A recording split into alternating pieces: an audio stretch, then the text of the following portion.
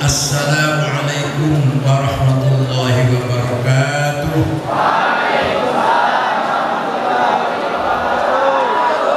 Bismillah, alhamdulillah, wassalatu wassalamu ala sayyidina Muhammad Rasulillah wa ala alihi wa sahbihi wa man tabi'a sunnatahu wa jama'atahu min yaumina hadha ila yaumin nadhar. Hadratul muhtaramin, sayyidina ulama wal masyayikh, Akhil Aziz, Haji Profesor Dr. Amin Aziz, Abdullah Bawah, Nasrul Ibrahim, para pejabat pemerintah, Pak Camat, Ibu Camat, Pak Kapolsek, Pak Amir, Pak KUA, pimpinan Islamik Al-Bayan, terutama yang saya hormati para dosen, para narasumber tadi sebelum saya, pengurus Nahdlatul Ulama, MPC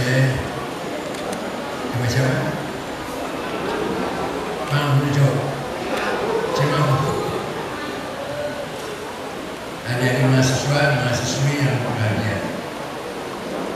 Allah berfirman dalam Al-Quran, وَلْيَعْلَمَ الَّذِينَ أُوتُوا الْعِلْمَ أَنَّهُ الْحَقُّ مِنْ رَبِّكَ فَيُؤْمِنُوا بِهِ فَتُخْبِتَ لَهُ قُلُوبُهُمْ وَإِنَّ اللَّهَ لَهَادِي الَّذِينَ آمَنُوا إِلَى صِرَاطٍ مُسْتَقِيمٍ.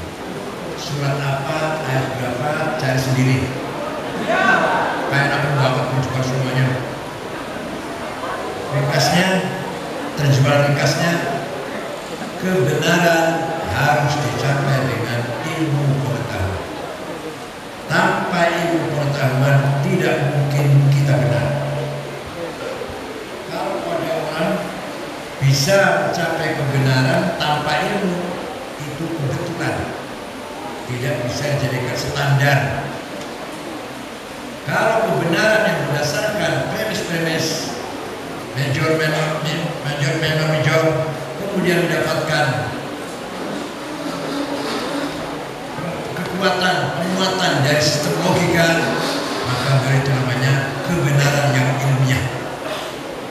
Jadi 15 abad yang lalu Al-Quran telah mendorong umat Islam agar menjadi umat yang berperadaban, berbudaya, maju, menguasai teknologi, tidak boleh di pinggir, tidak boleh jadi penonton. Kalau boleh tahu, kalau ingin tahu, di dalam Al-Quran tidak ada terminologi umat Islam. Silakan baca Quran. Pernah baca Quran enggak? Kalau Al-Quran Falak Nas kali. Apatnya itu setahlilan kali. Kalau kita baca Quran dari awal sampai akhir, tidak ada kata umat Islam. Apalagi negara Islam, tidak ada apalagi. Katanya itu orang baca Quran barangkali. Dari Manjenang katanya kan sebagai satu, orang baca Quran barangkali.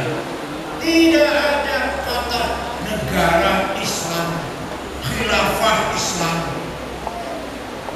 begitu pula umat Islam, tidak ada. Yang ada, wa kadzalika ja'alnakum ummatan wasata, umat yang berperan, umat yang keren, bermartabat. Saya jadikan kamu Muhammad dan pengikutmu jadi umat dan wasata, umat yang berperan, keren, bermartabat, disegani oleh seluruh manusia, umat Nabi Muhammad. Nah, di sini menggunakan kata kerja ja'ala, artinya walaupun di sini yang menjadikan itu Allah, tapi harus diperjuangkan. Itu ja'ala. Beda dengan khalaqa. Kalau khalaqa create Allah, khalaqas samawati wal ardh, khalaqal insan, Tuhan menciptakan manusia, bumi, langit, itu itu betul-betul grade Allah tanpa intervensi siapa-siapa. Tapi kalau ja'ala betul yang menjadikan Allah, tapi harus melalui perjuangan. Inni ja'ilun fil ardi khalifah, saya jadikan kamu pemimpin di muka bumi. Ja'ilun ja'ala, harus perjuangan. Gak bisa kalau bangun tangan kemudian menang, gak bisa. Oleh karena itu utama yang muda-muda ini harus lebih semangat dari yang tua. Siap? Talabul ilmi faridatun ala kulli muslim. Pinter itu wajib. Pinter itu? Jadi kalau bodoh dosa. Pinter itu? Kalau bodoh? Alhamdulillah paham. Mudah-mudahan saya duduk di sini tidak berada di tengah-tengah pendosa yang mudah-mudahan. Menang wajib. Wala tahinu wala tahzanu wa antumul a'launa in kuntum mu'minin. Kamu jangan rendah, jangan hina, jangan kalah. Kamu harus menang kalau betul-betul kamu orang beriman. Jadi menang itu wajib. Kalau kalah, jawab. Kalau kalah, kaya itu wajib. Wal yakhshal ladzina law taraku min khalfihim dzurriyyatan dhi'afan khafu 'alaihim falyattaqullaha wal yaqulu qawlan sadida. Jangan sampai kamu nanti meninggalkan anak cucu yang melarat, yang miskin. Usahakan, perjuangkan. Kamu mati meninggalkan anak cucu yang mapan, yang kaya. Jadi kaya itu melarat, sembilan atau kaya. Jadi menang itu wajib, kaya itu wajib, pintar itu wajib. Bodoh dosa, melarat dosa, kalah. Paham betul? Semoga menjadi catatan. Nah, dengan ayat ini maka kalau kita lihat sejarah kemajuan agama Islam, Eropa masih belum ngerti mandi pakai sabun. Islam yang pertama kali menciptakan sabun, bahasa Arab, sobun bahasa Arabnya. Sabun bahasa Arab, asal sobun. Kenapa? Karena di agama Islam, dalam agama Islam ada mandi wajib. Habis keluaran harus, iya betul. Maka harus mandi, harus wudu kalau mau sholat. Berarti harus bersih. Minimal paling tidak at least 5 kali sehari semalam. Muka, 2 tangan, 2 kaki harus bersih. Luar biasa. Tidak ada agama lain yang mewajibkan itu. Dulu Al-Quran pertama kali ditulis dengan tulisan Arab yang belum sempurna, zaman Rasulullah, zaman sahabat. Maka yang menyempurnakan tulisan Arab, wad'un nuqat 'alal huruf, menciptakan titik di atas huruf, itu bukan sahabat, seorang ulama namanya Abul Aswad Ad-Du'ali. Siapa? Mas kalau lali ya mas. Itulah beliau yang bikin titik 1 ba di bawah, titik 2 tak di atas, titik 3 tak di atas, jim titik 1 di tengah, ha non titik, kho titik 1 di atas. Itu yang menciptakan namanya. Nah, alhamdulillah apa? Yang besok amalnya.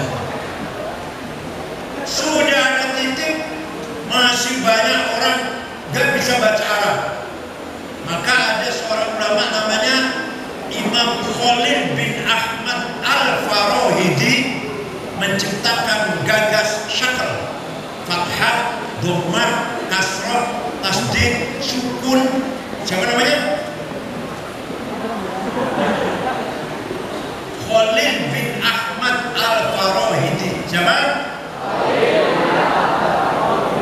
Makanya kalau sarapan itu telur, susu, madu, kasih jahe, cerdas. Sarapan ampas kelapa ya. Sarapannya ikan asin ampas kelapa, dendel. Sudah ada titik, sudah ada harokat, masih banyak orang baca Quran salah. orang Banyumas sampai sekarang Cilacap juga alhamdulillah ngalamin. Ya enggak? Kalau nyebut saya Kiai Samit Ngakil.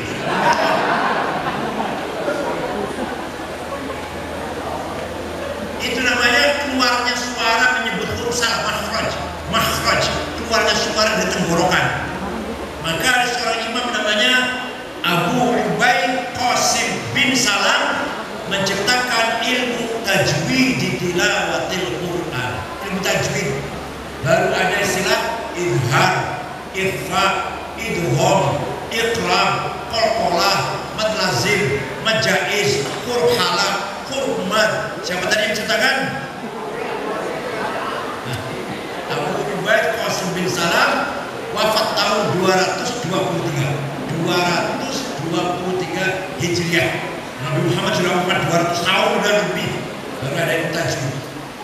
Maka kita bersyukur, berterima kasih kepada beliau-beliau ini yang telah meletakkan dasar-dasar prinsip-prinsip ilmu agama Islam. Didorong dengan tadi, kalau mau benar harus ilmu. Wal ya'lamal ladzina utul ilma annahu haq. Ya. Ketika banyak hadis palsu, hadis bohong. Qala Rasul bersabda, padahal enggak benar, bohong. Hadis palsu. Mulai timbul banyak hadis palsu, maka Khalifah Umar bin Abdul Aziz tahun 99 Hijriah memanggil seorang ulama namanya Syihabuddin Romahul Muzi. Siapa? Syihabuddin. Syekh, kata Khalifah, bisa nggak cepat-cepat, sangat mendesak ini, sudah darurat ini, menciptakan metode menseleksi hadis, mana yang benar mana yang enggak lah. Siap, insya Allah bisa. 1 minggu jadi, 1 minggu menghadap sudah beres saja. Namanya ilmu mustalahil hadis. Hadis sahih syaratnya ada 4: muttasil, dhabit, thiqah, adil. Kalau kurang 1, hasan namanya. Kurang lagi dhaif. Dhaifnya maqtu', munqati', mauquf, mursal, mu'allal dan seterusnya. Diajarkan di sini. Ya tidak. Saya pertanyaan kemudian. Dan biar tahu aja, biar tahu saja. Ijazahnya ulama. Ilmu fikih. Zaman Nabi Muhammad belum ada ilmu fikih. Lahirnya ilmu fikih itu karena setelah adanya ilmu usul fikih. Cara mengambil hukum dari Quran dan hadis, metodenya namanya ilmu usul fikih, yaitu metode ijma' dan qiyas. Yang menggagas siapa itu? Imam Syafi'i. Imam Syafi'i lahir tahun 150, wafat tahun 204. Nama lengkapnya Abu Abdullah Muhammad bin Idris bin Abbas bin Uthman bin Syafi' bin Abu Yazid bin Ubaid bin Abdul Muttalib. Imam Syafi'i berjasa besar melahirkan metode usul fikih, yaitu ijma' dan qiyas. Bagaimana cara memahami Quran dan hadis. Lahirlah Safinah, Sulam, Fathul Qorib, Fathul Mu'in, Fathul Wahab. Jasanya Imam Syafi'i. Paham betul? Terus cerita ini. Pertama kali orang menafsir Al-Quran dengan sempurna ulama. Zaman Nabi Muhammad belum ada tafsir. Ada sedikit dua jilid kecil Ibnu Abbas, tapi kurang lengkap.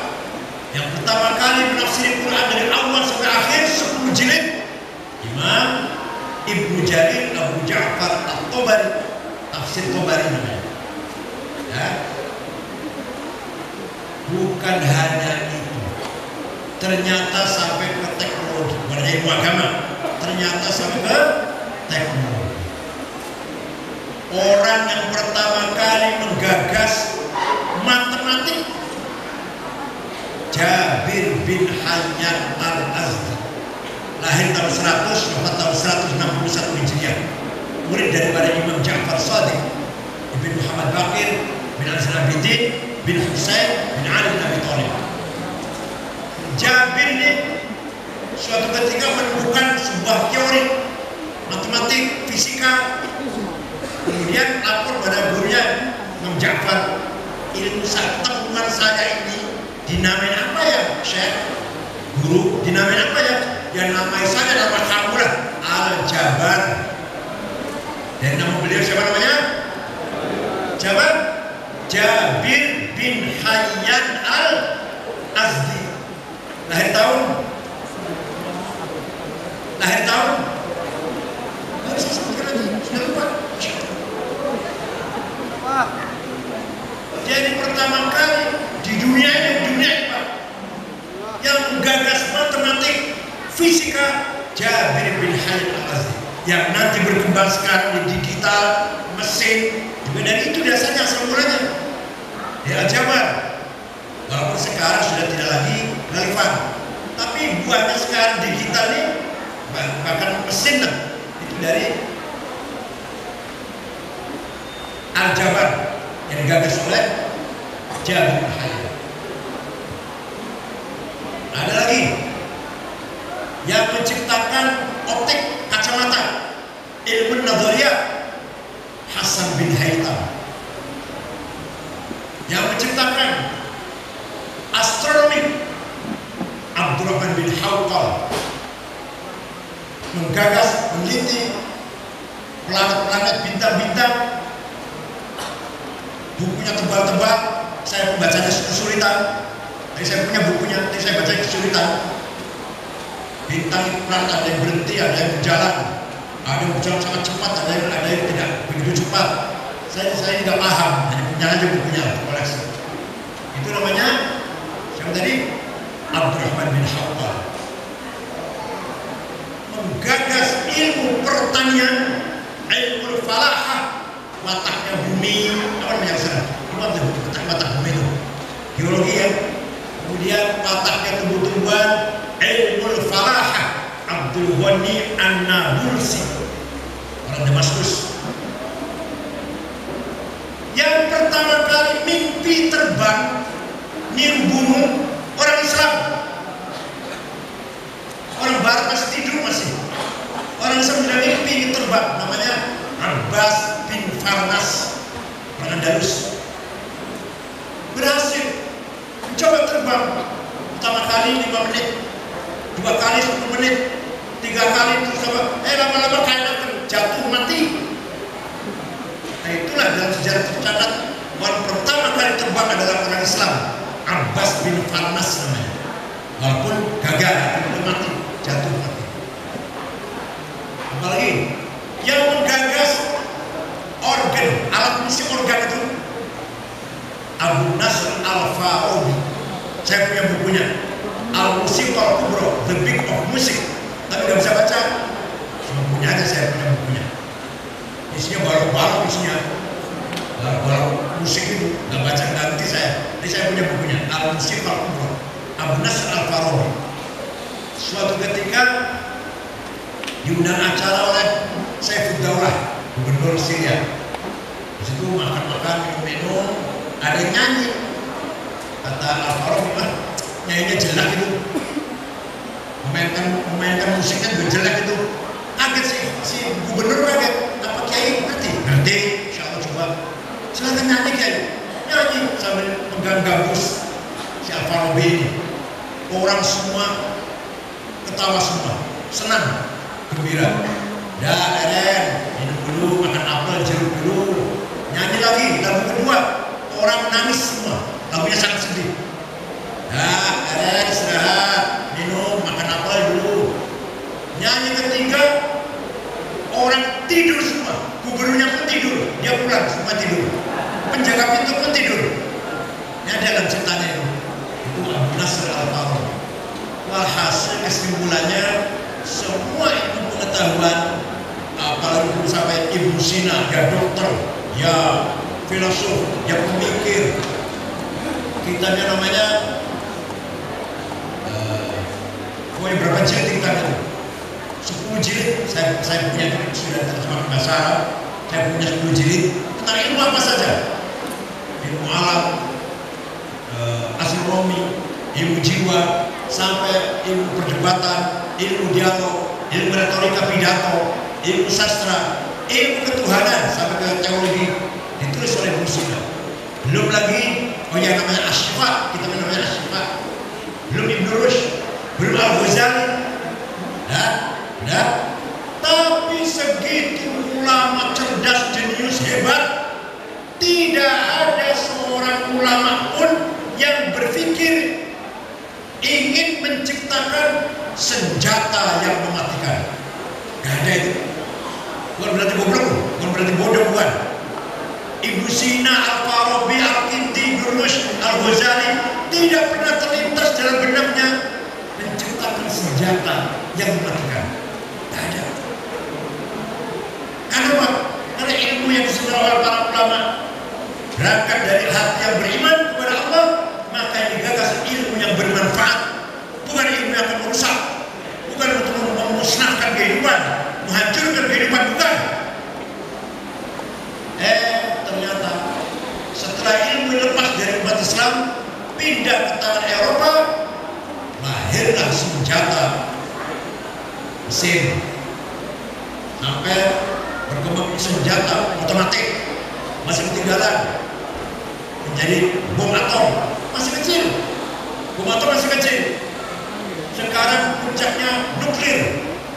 Itu kalau satu nuklir saja dijatuhkan ke Cilacap ini, dari Purwokerto sampai separuh Jawa Tengah barangkali terbakar semuanya kalau dijatuhkan.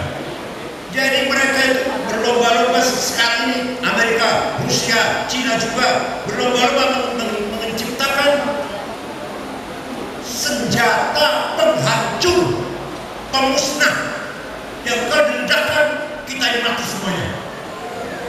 Kita membedakan dengan ilmu Ibnu Sina, Al-Farabi, Al-Kindi, dan tadi saya sebutkan nama-nama, Jabir bin Hayyan, Al-Ghazali, Ibnu Rushd. Beliau cerdas-cerdas itu, tapi tidak satu pun dari mereka itu, dari beliau-beliau itu yang terlintas bagaimana cara membuat senjata otomatis, bom yang menjatuhkan hancur seluruh kabupaten. Gak ada itu. Kenapa? Karena ilmu itu datang dari qalbul mukmin, hati yang beriman.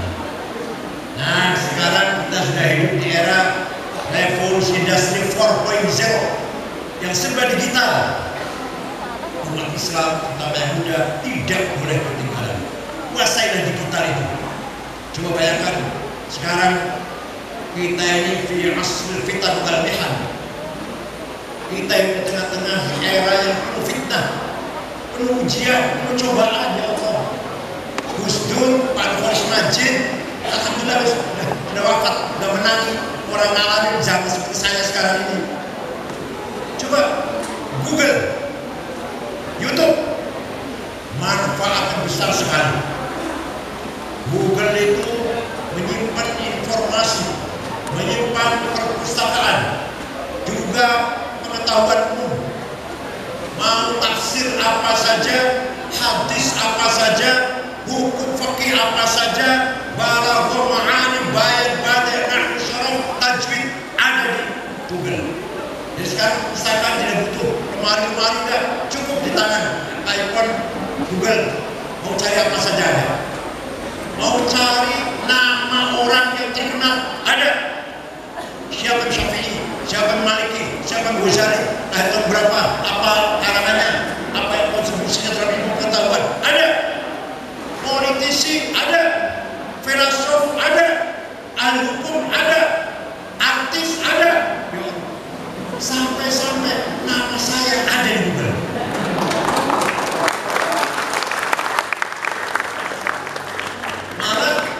Malah akhir-akhir ini anak saya sudah ada juga.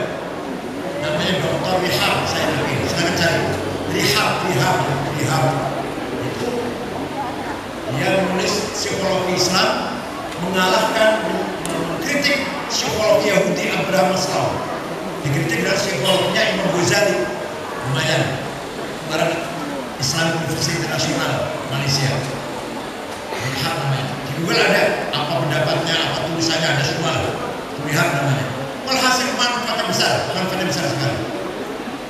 Sudah menjadi siapa, Ampel siapa, Prabu Kian Santang, Inara Santang, Subang Larang, ada semua di Google itu. Ada semua. mudorotnya juga luar biasa. Ceramah saya banyak, ya kan? Ya kan? Dia kan ceramah saya di YouTube banyak kan? Tapi setelah ceramah saya iklan obat kuat. Obat kuat tidak apa-apa. Tapi gambarnya haram itu. Gambar kayak gituan juga. Ya enggak? Lihat enggak? Alat aku saja lihat enggak? Ceramah saya bagus. Bagus, silakan lihat bagus. Ceramahnya Mustafa Bisri, ceramahnya Habib Umar Tohar, ada semua bagus kan? Tapi nanti setelah ceramah iklan obat kuat. Apa namanya? Coffee Moncer. Ya, ada yang apa namanya? Juaran. Ada lagi, banyak. Gak apa-apa, obat kuat tidak apa-apa. Iklan obat kuat tidak apa-apa. Tapi dibarengi dengan gambar yang haram dilihat. Kalau kita itu mah gak apa-apa, tapi yang mudah-mudahan tidak gambar kita akan jadinya. Obat kuat yang gak beli tapi gambarnya dilihat. Ini fitnah luar biasa. Belum lagi provokasi radikalisme. Ayat Quran keluar. Alladzina jahadu wa khrijuu min diyarihim wa khudhu fi sabili wa qatalu wa qutilu lakaffiran an sayyi'atihim lahum jannatin tajri min anhar. Ayo keluar dari rumah jihad. Kamu mati atau kamu membunuh atau kamu terbunuh, balasan surga. Bidadari cantik sudah menunggu kedatangan menjadi penanten. Maka dia bom. Ini akibat lihat YouTube yang dibarengi dengan ilmu pengetahuan yang benar. Dikira perintah membunuh orang kafir dikira sama dengan perintah sholat. Itu kalau dalam usul fikih. Kalau nanti sabab nuzul konteks turunnya ayat. Kalau sholat, perintah sholat 5 waktu umum, siapa saja, kapan saja, di mana saja wajib sholat 5 kali. Perintah perang khusus kalau lagi perang. Paham betul? Beda perintah perang, perintah sholat, perintah puasa Ramadan, perintah zakat, perintah haji. Beda dengan perintah perang. Memang ada, memang di luar ada. Bunuhlah orang kafir. Kamu jangan takut. Ayo terus. Dan siapa membunuh orang kafir atau kamu sendiri yang terbunuh, surga balasannya. Perintah. Tapi harus tahu konteksnya ayat itu. Kota Madinah dikepung 10.000 orang kafir. Sampai Nabi terpaksa bikin parit untuk melindungi kota. Parit. Begitu datang orang Islam dari kota Madinah paling ada 700.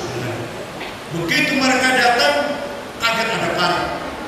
Tapi ada di antara mereka yang kudanya besar, bisa loncat parit.